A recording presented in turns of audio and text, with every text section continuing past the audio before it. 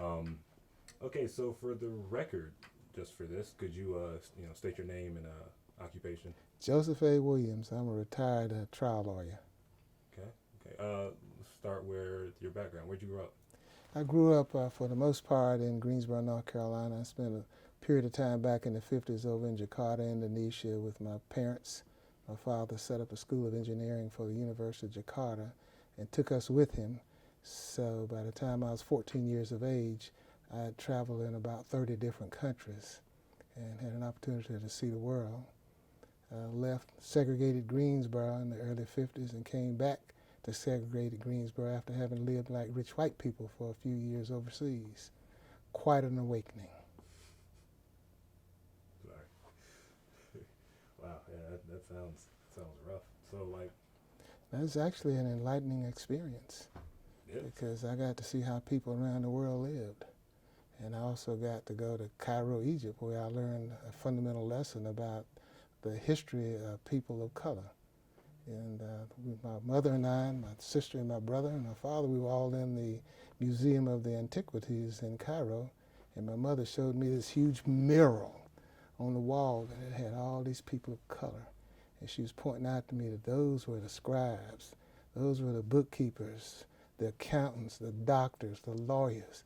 All those were people of color. And the pharaohs were people of color.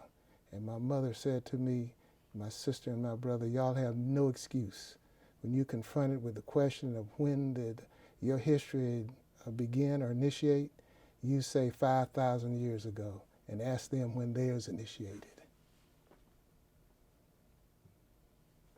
sounds like your mother was a strong woman. She was. She was the first woman to teach history at Grimsley High School, first woman of color. And she volunteered to go over there to expose those students to educated black people. And they ended up loving her. Oh, so your family's just full of records. Oh, yeah, yeah. My grandbabies, if they finish college, they'll be the fifth generation of our family to have gotten a college education, starting with my great-grandmother. Did so? Where'd your great grandmother go? She went to Smith College up in Boston, Massachusetts. Oh, okay. Yeah, and so all of us, that's what we encouraged in our family. The only thing that we could hand down was an education because they never paid black people all that much money back in the day, but they had jobs. And so on my father's side, every one of the siblings got a college degree. On my mother's side, most of them got a college degree.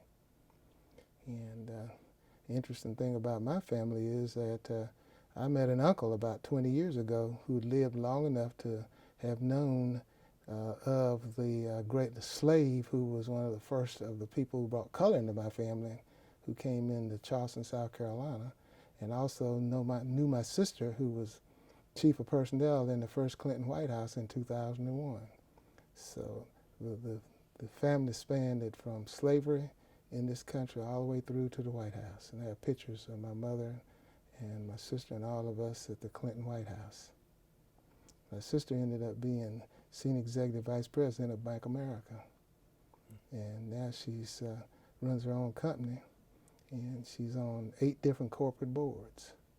So basically, you ought to be interviewing her instead of me. You're not the first person to say that, actually. But we're gonna keep interviewing you. So where did you go to college? I went to North Carolina A&T State to undergraduate school.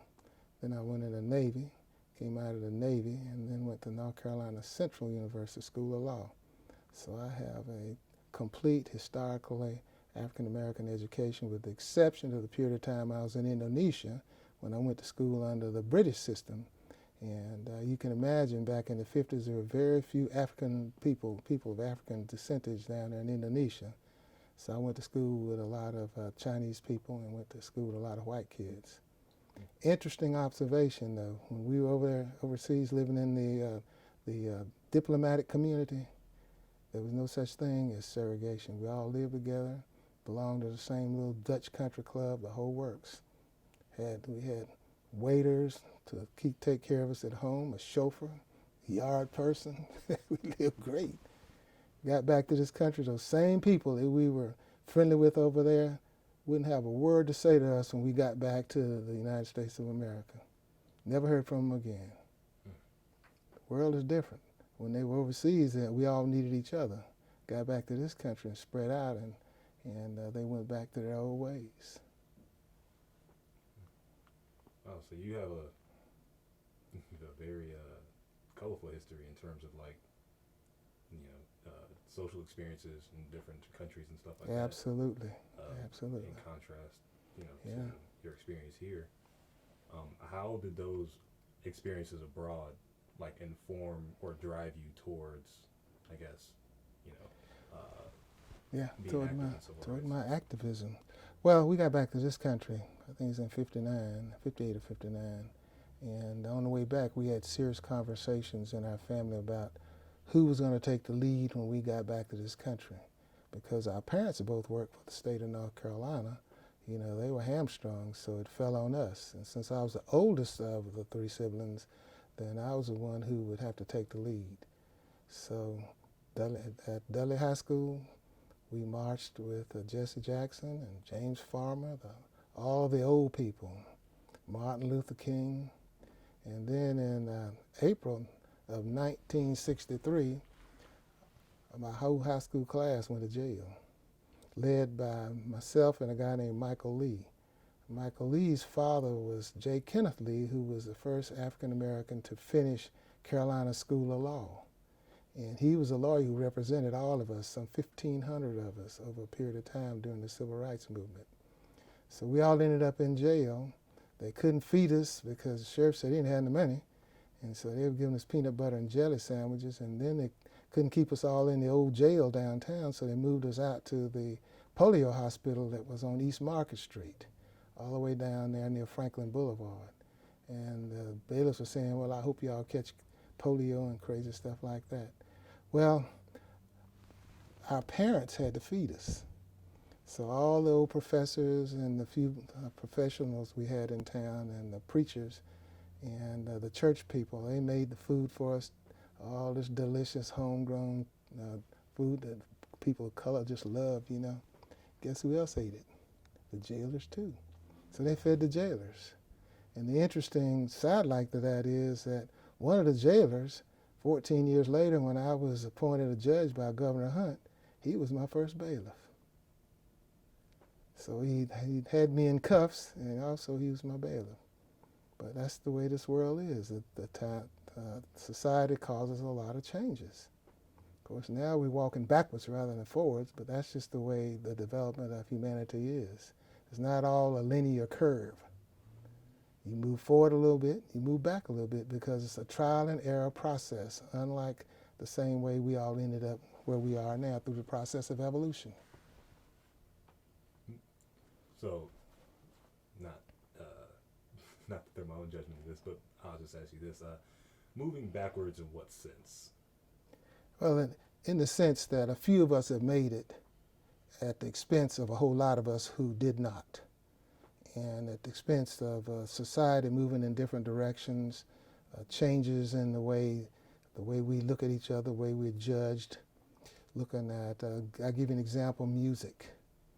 The advent of rap music, hip hop and all that is a wonderful thing for a few people who got absolutely rich. But it isn't a wonderful thing for those who were not destined to make their lives in that manner. Those are the people who should have gotten an education, because the statistical probabilities are much better that you might become a plastic surgeon than they are that you might become a top-notch hip-hop artist. So we have shifted our focus, and we're grasping for straws in an area where there are very few straws.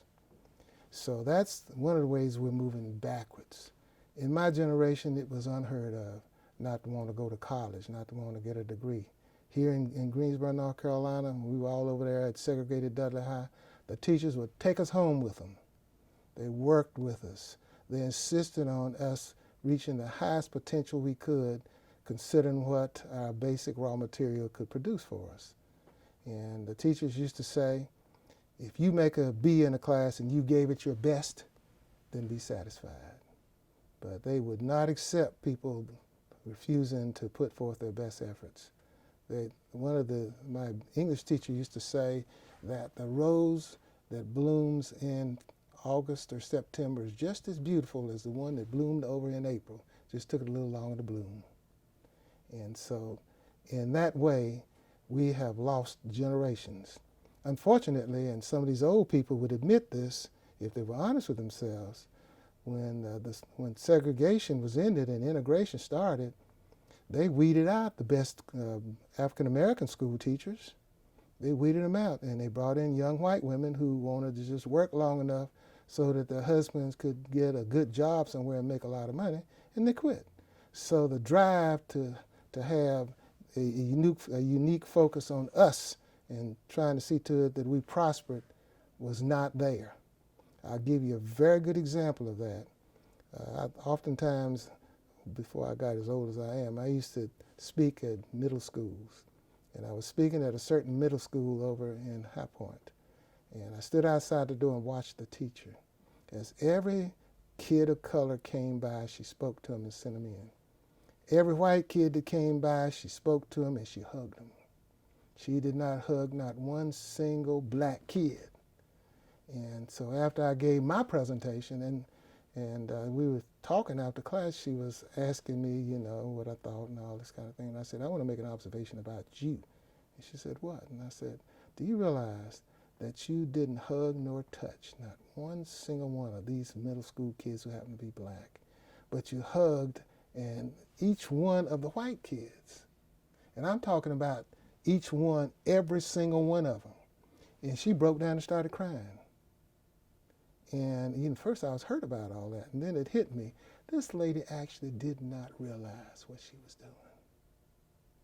She did unconscious racism the first time I ran into it. And I didn't even know what it was. It was not a vogue term or anything like that. But this lady started crying. And then it caused me to realize that a lot of these people, they're good people, but they don't know what it takes to make them, to cause other people to love them like these children wanted to be loved. And at that age, those children need love. They need compassion. And they want to be successful. But what drives them? Making the teacher happy. Knowing that the teacher's going to love them. Knowing that their parents are going to love them. So when I started my firm, one of the first things I did was put together a program where I would bribe the kids to do well in school. So if a kid was a C student, I'd bribe him and say, you bring A's and B's in here and I'll give you $5 for every A you bring, $10 or whatever. And we started this process, my wife and I, and we watched these kids start trying to excel. It was amazing to see it happen. And they'd come in there with their reading their report cards, wanting their money every grade period. And the interesting part about that is the parents start buying in too, because a lot of these parents had never sat down at the dinner table and did homework with their children. And they started doing that because the children were all charged up. Then the parents wanted to figure out how they could learn this new math, this new science. So they ended up talking about going to GTCC and schools like that. And so we started a process. Now a number of the kids who went through our program are college graduates. One is even a prosecutor right here in Guilford County. And he was among the first in his family to ever go to college. So if we worked with them all the way through, and then if they chose to go to college, then we would try to help subsidize that too. It was a wonderful experience.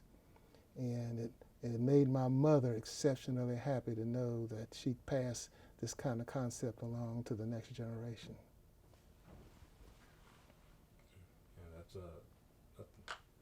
Yeah, I mean, the story you were telling really speaks to just, I guess, the power that expectations can have on a kid, like wanting to excel, or just having someone that expects, higher of them. Someone who encourages them to excel, and the kid thrives over the fact he's made someone else happy.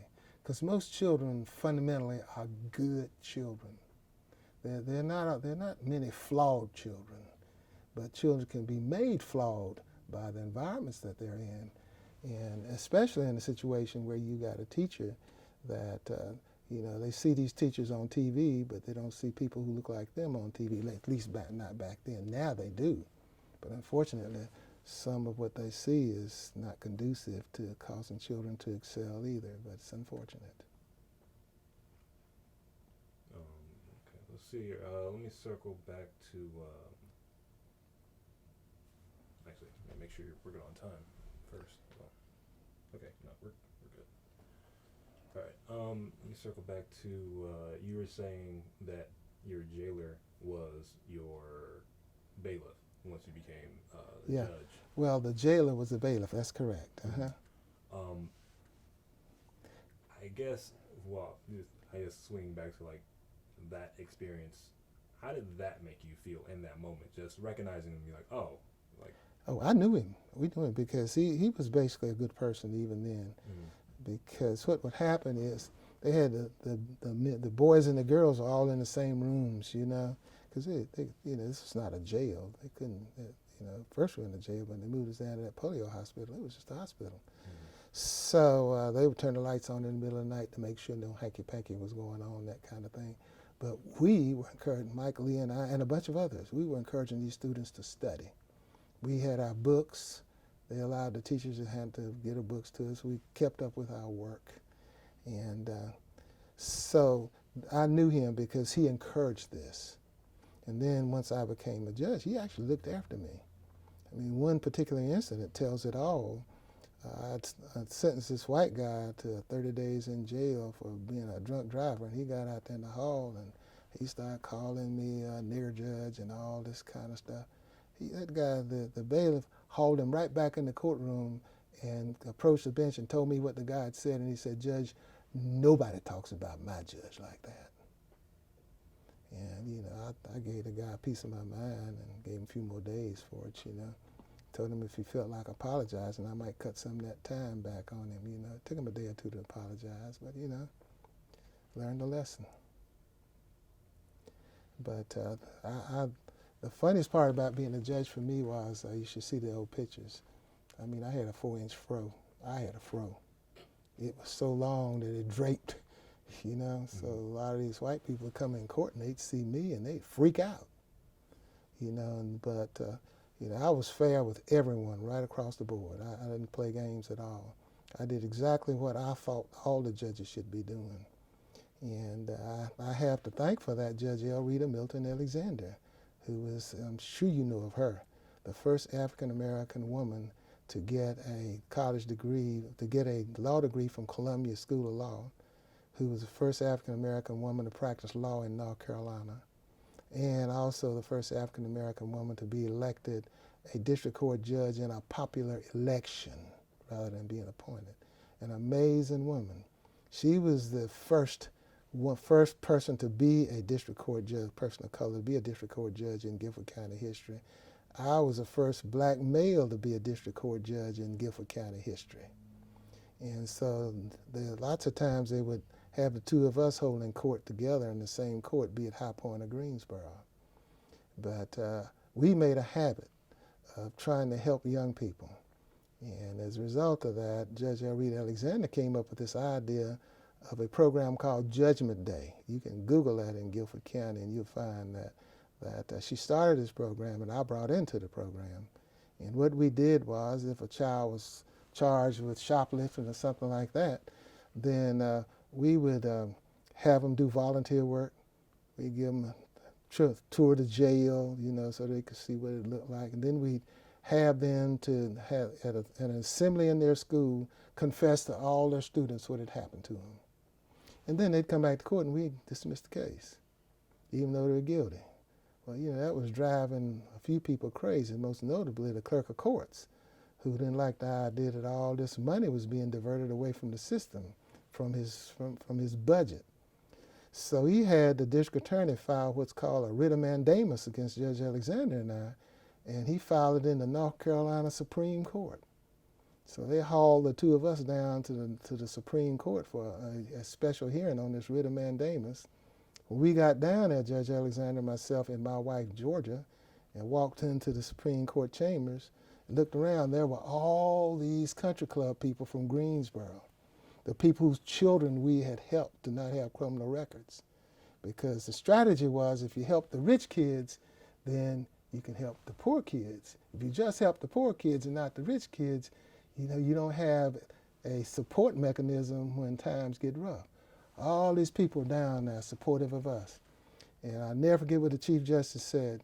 The Chief Justice said, "Who are all these people?" And when his clerk said, "Well, these are the people who are here to support Judges Alexander and Williams," he said, "Let's take a recess."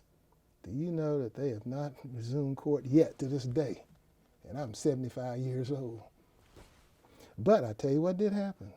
Within a matter of a couple of legislative sessions, they started the diversion programs for criminal defendants, youth diversion programs. All those programs sprang from the Judgment Day program that was started by Judge Alexander and reinforced by me being involved in it. It got so bad that a lot of the people who worked in the courthouse were afraid to even associate with us. But back in the day, life was not as easy as it is now. And I can tell you that before I got to be a judge, my first day as a prosecutor in court, first day right out of law school, I got a call at 12 o'clock at night from a dear friend of mine, a white lawyer, who said, "Joe, you got a real problem up in that courthouse. I just left the clerk of court's office this afternoon, and he told me that we need to do something about you. So you walking around that courthouse with all these suits on and driving a brand new Corvette, you were a problem." And I was like, "What did I do? I'm just doing my job." He says, "No, well, you're black. That's your problem." And so I told Judge Alexander about it. And she went down there and she literally cussed him out about playing games with me and told him that he had to go through her to deal with me.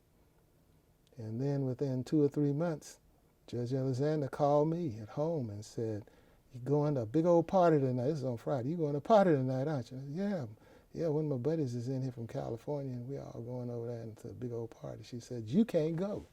I said, "Why?" She said, "Let me tell you something. They are going to bust that party, and they're going to bring the drugs with them, and you won't be there. They're going to destroy your career." She said, "I want you to come down to the courthouse and meet me." I went down to the courthouse. We went in her office, sat there, sent my brother down there to the party driving my Corvette. He parked my car, went in the front door, out the back door, gone. They tore the house up looking for me. They couldn't find me anywhere.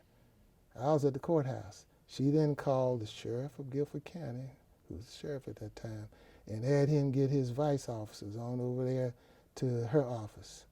And they put me out there in the hallway, and I never heard such cussing and carrying on in my life as she put on them. And then she walked out. She said, "You'll never have any more trouble out of these guys." And they apologized and all that. And on the way out, Judge Alexander said something to me that basically frames how things work in the courthouse. She said, "In order to survive in this courthouse, you need to know where the bones are buried." She said, "I'll pluck one out of the graveyard for you tonight."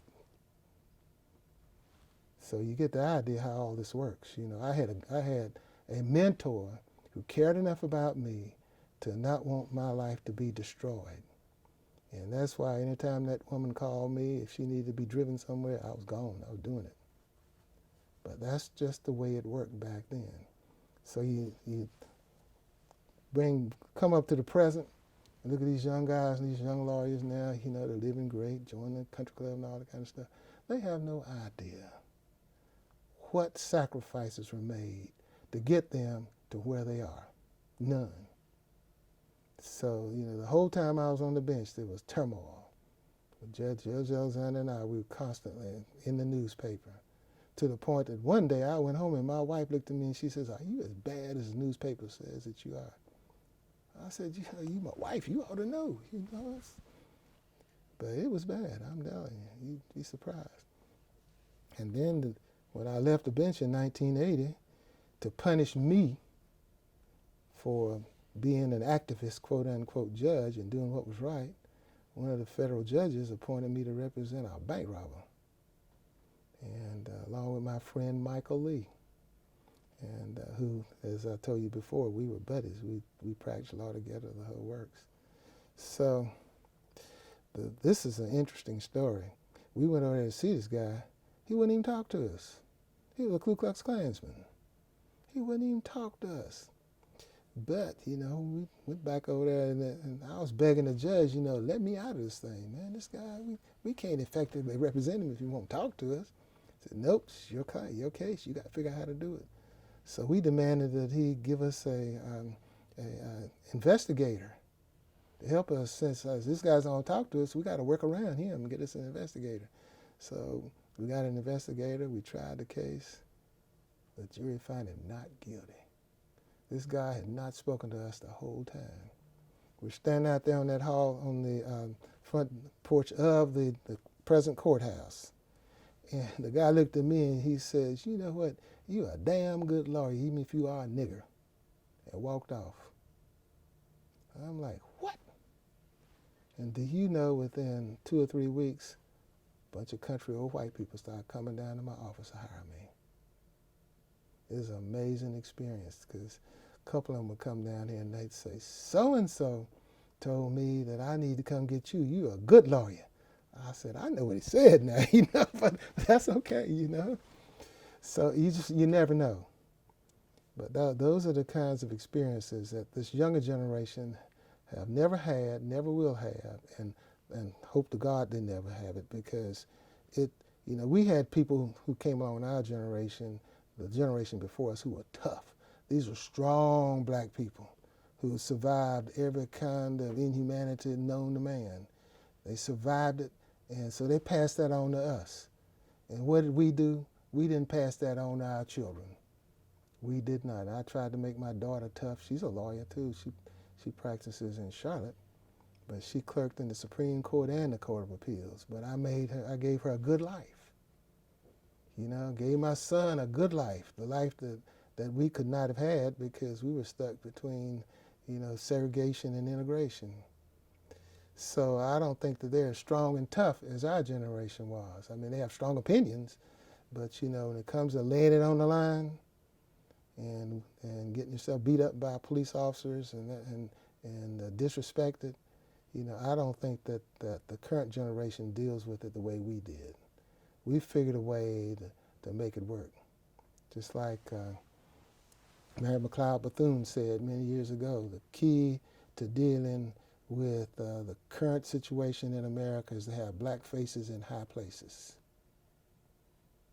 And that's exactly what we all tried to do. We tried to get on bank boards, and we do such things as we talk to the city manager. We told the city manager, listen, about 30% of the people in Guilford County pay taxes. That money goes to the city. So the city can control the boards that the city invests its money in these banks. So if you're putting all that money in, let's just say, let's come up with a bank, First National Bank, then you ought to be able to go down there and say, listen, some of the stakeholders here are African Americans. There should be an African American on your board. You see what I'm saying? Politics plays a significant role in how all this works. And to give you another example of how things worked back then, I'll never forget, as long as I live, the first day that I got into practice, I was down there with a guy named George Simpkins, Dr. Simpkins, who led the NAACP for 30 years or more. And I was in his office on Benbow Road and had my little office there too. That's when Mike Lee and I had split ways because we had competing interests. So, one day I went to work, somebody throwing a big old brick through the front window of my office. And I'm like, what in the world is this? So I was telling George, and George was saying, man, you on the political action committee. We're going around here and advising these black people about what to vote and who to vote for. That's making a lot of white people mad. So they don't like you. I said, what will they throw a brick through my window for? He says, Joe, consider it a blessing. They usually shoot at me. See what I'm saying? So that pack is still alive today. And as a result of the Simpkins pack, you can look and see the results down there in the Guilford County Courthouse, we started this process more than 30, 40 years ago of trying to make the employees in the courthouse look like the people who utilize the services. If you go down to the courthouse, look in these courtrooms, especially the criminal courtrooms, they're 90% African American, and a large percentage of them are also Hispanics. Very few white people. There's so few white people going to court for charge of criminal offenses that a white lawyer once asked me whether or not white people committed crimes. He's looking at all the black people and the Hispanics in there. He says, "Joe, the white people commit crimes." I said, "Yeah, but they don't get caught. They don't get charged." So just gives you an example of how this process has grown. Just look at the court system now. And I don't know when y'all going to publish this. I hope it's after the elections. Because if you look at the courthouse now, you got a sheriff that happens to be African American, right? Got a district attorney who happens to be African American. You got at least 7 district court judges who happen to be African American. You got a city attorney who happens to be African American. You know, you just go down the line. You got a Superior Court judge who happens to be African American in Guilford County. Now, the old people would have thought they died and went to heaven to see that happen.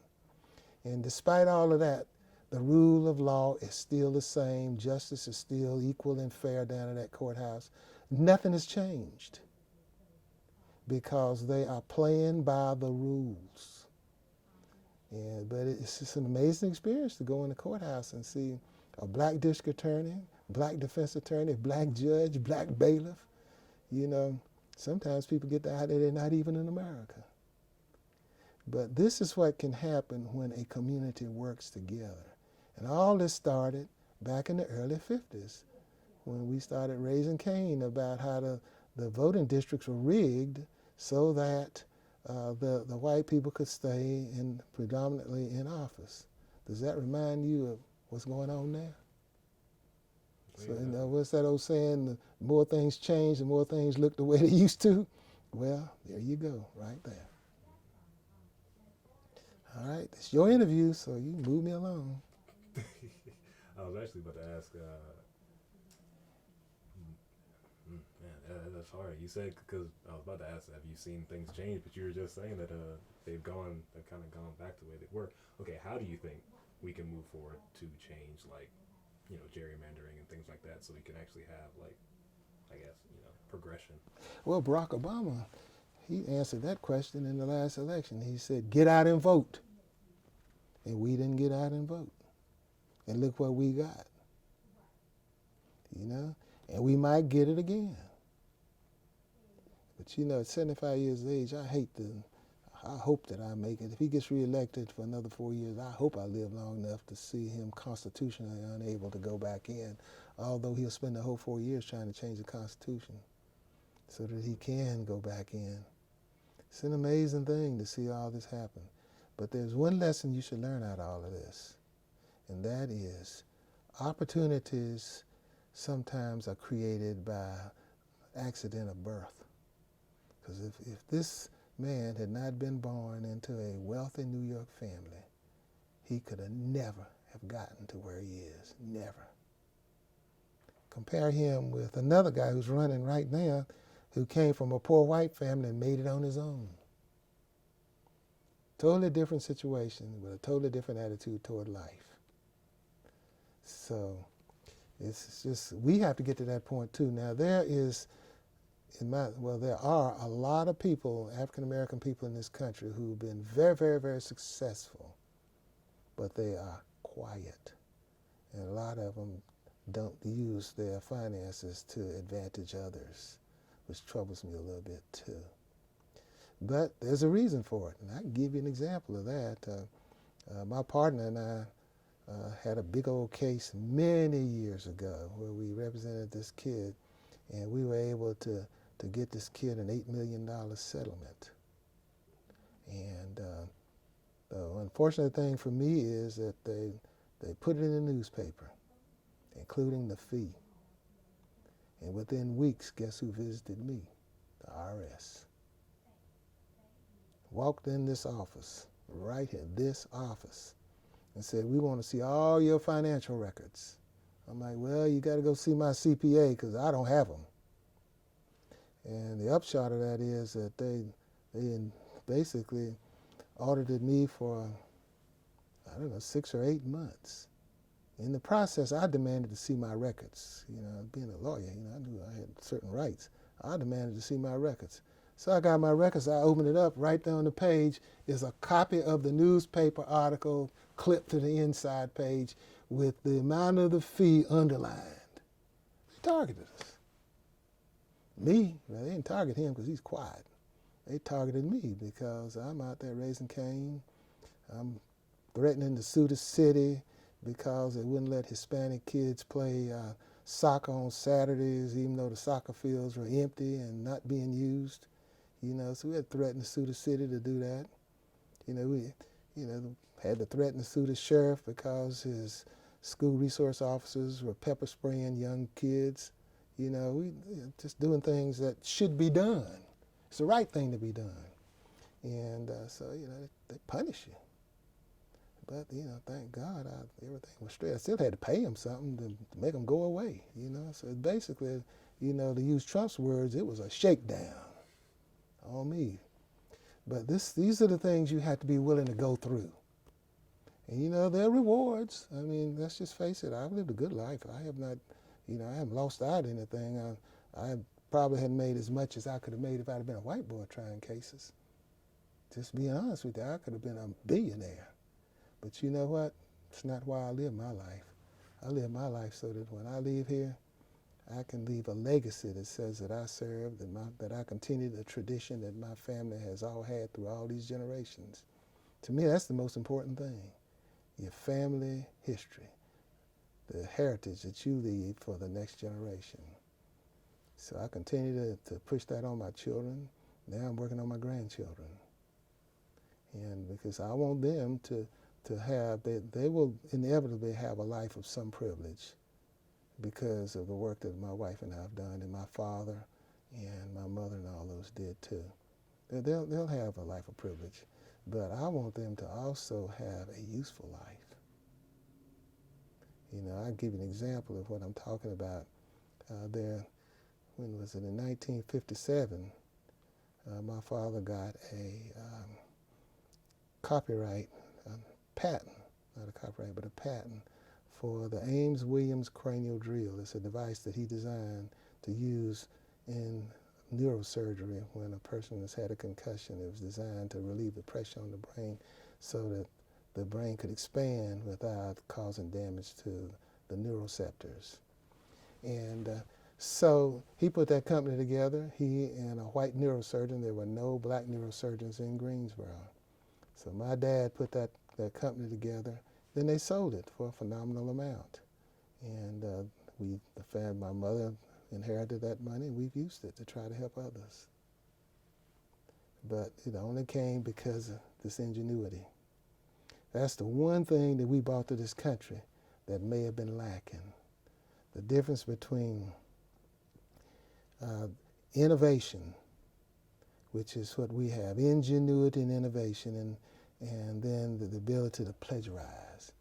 Who has the innovation, the ingenuity? Those of us who have to live out on the fields, work in the fields. We had to create devices to make our work easier for us and all that. And then you had the others who had the resources to take what we were able to come up with and to capitalize on it. So we innovate, and what do the others do? They don't innovate. We create, they don't create. Except that you have this new world now, the virtual world, where, you know, they finally caught up. The virtual world caused them to catch up because that's something where it's just truly your brain, as opposed to the intra-relationship between your brain and your brawn.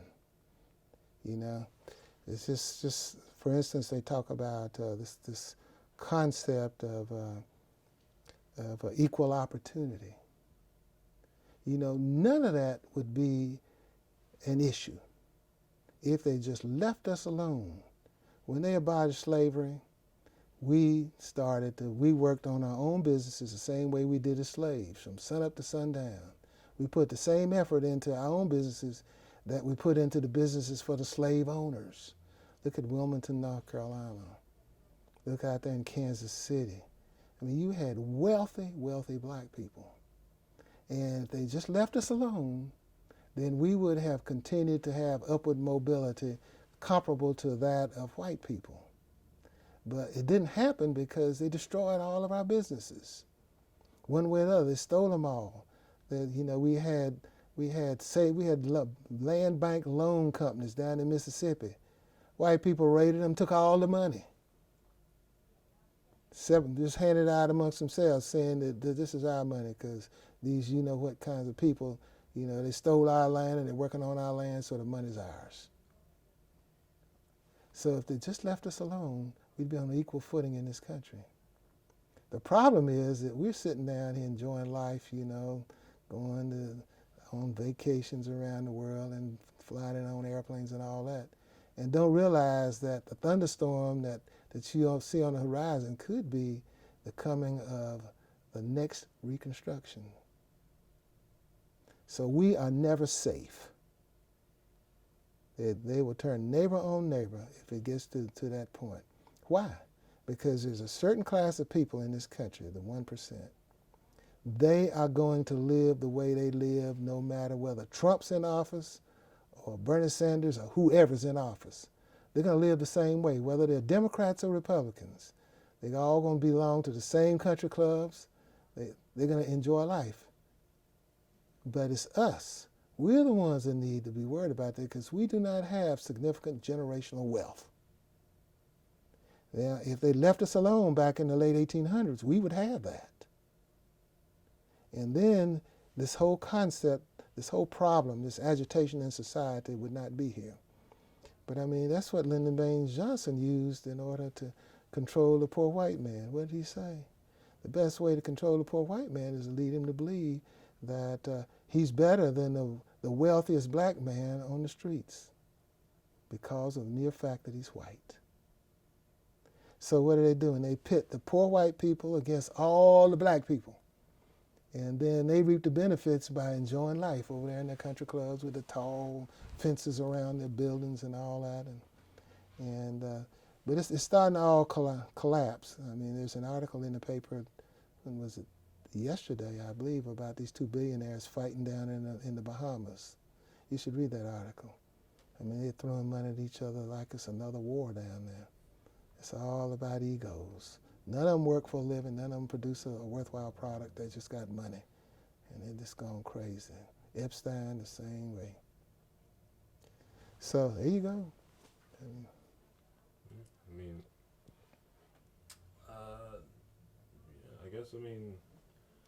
think I wanted to ask one more question, if that's all right with you. Yeah, ask all the questions you want. Okay, all right. Because just keep you updated. It's 4:02. I'm good. Okay, cool. So you spoke a lot about your activism focusing on the youth. Mm-hmm. Do you feel that's most important, and if so, why? Or I guess, what do you feel? It's most important to focus on the young people because their minds have not been polluted, and they're the ones who don't know that they're not supposed to be successful in life. They've not been ruined. They've not been hypnotized yet by the greater society. So you convince these young kids, I mean, in middle school and kindergarten, first, second, third grade, right in that area, if you work with them and let them see that they can compete with the best. And then, they get that feeling of how great it is to win, that feeling of success. And that's what starts this process. You got to plant the seed. You can't do that with a high school student because they're already set in the ways. They're already hooked by all the things society has to offer, and they want them now. But you take a young kid, the best example, I mean, I hate to give a personal example, but I look at my granddaughter here in Greensboro.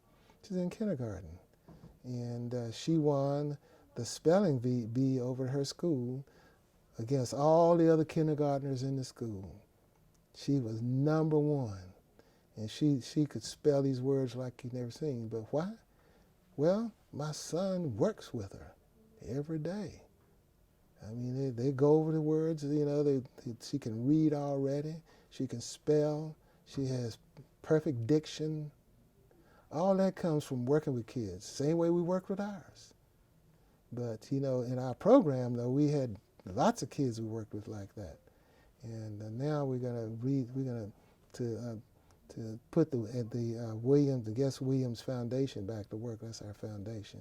We're going to go back to work on that and try to redirect that, focusing solely on kids from kindergarten, first, second, third grade, right in that area. You know, we can't change the whole world, but with the few kids we can get to, you know, that gives them an opportunity.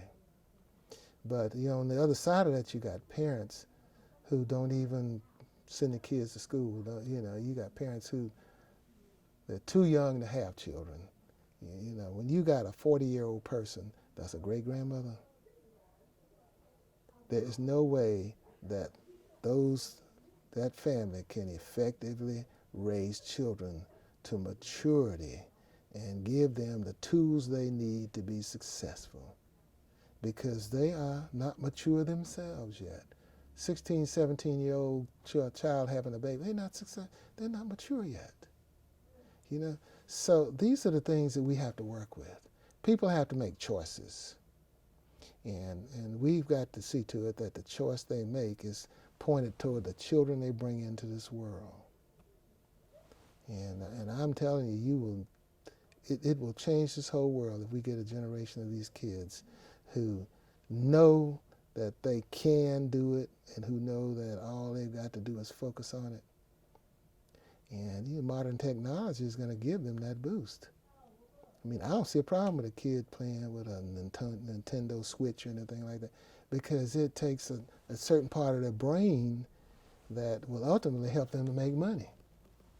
You know, at the end of the day, if you can't produce a product that makes money, then it's hard to effect change. It takes resources to effect change. And we have a lot of people in this country, African American men and women, who have resources. And I'm starting to see now that that they're starting to deploy these resources in ways that impact on huge numbers of people. And you can thank Oprah Winfrey for that. And then look what happened down at Morehouse College. It's the most amazing thing in the world. A graduate that few people even knew who he was, ever heard of him. I can't even think of what his name is. But he walked in there and paid off $40-some million worth of indebtedness. Isn't that amazing? And that's what we need to be doing. Now, inevitably, somebody whose bills he paid off will walk back in there one day and do the same thing. It's almost a guarantee. So that's where we need to be. Well, I think we'll go ahead and end it there. You have any more questions you want to ask? How long were you in the Navy, Mr. Williams? 4 years. What was that like, working in the segregated Navy? Well, it was a constant battle to survive, you know, but I was in naval aviation. So in naval aviation, you know, there's a trust factor, because you on airplanes, you know, everybody's got to trust everybody, or everybody going down together. So that's a totally different world. But now, you know, on being on these carriers like I was, then I could see, you know, the fertile ground for a revolution back in the day. But now I understand it's changed significantly. But the one thing about it is they paid my way to law school. The GI Bill paid my way. I mean, I'd have gone anyway, but, you know, the GI Bill made sure I went. Because one thing about my parents believed that everybody ought to work. So I worked at Cone Mills, which no longer exists. But when I was in high school, and then when I went to law school, I drove a tow truck on the weekends. I mean, everybody in my house had to work. That's just the name of the game. And, you know, when my son got in trouble in school, they kicked him out for fighting. Well, I had him work with one of my clients who's a brick mason. I had him do the hardest job there was out there, mixing the concrete all day long. And he'd come home and fall asleep in his dinner. And then I sent him off to military school. And he went to military school and never looked back. He started making straight A's. because he had a fundamental understanding of what it means to not have an education. That's what you got to do every day, all day. You got to work till you drop dead. So I wanted him to understand that early on in his life. Now he thanks me for it. He kind of got a little upset with me back in the day because we sent him off to military school, made him go to summer school and military school, and I took the rest of the family, we went to Europe. And left him over there. But that's life, you know. And that's the other thing, as parents, we have to see to it that our children get to travel and get to get the experiences of seeing how other people live. You know, after I took my children on a safari to Kenya, on the way back, my son was sitting next to me. He said, "Daddy, I am so glad I was born in America." And I said, "Well, you need to do something with it. You know, don't be glad you were born here. You make something happen." You know, because he got to see how the Maasai people lived.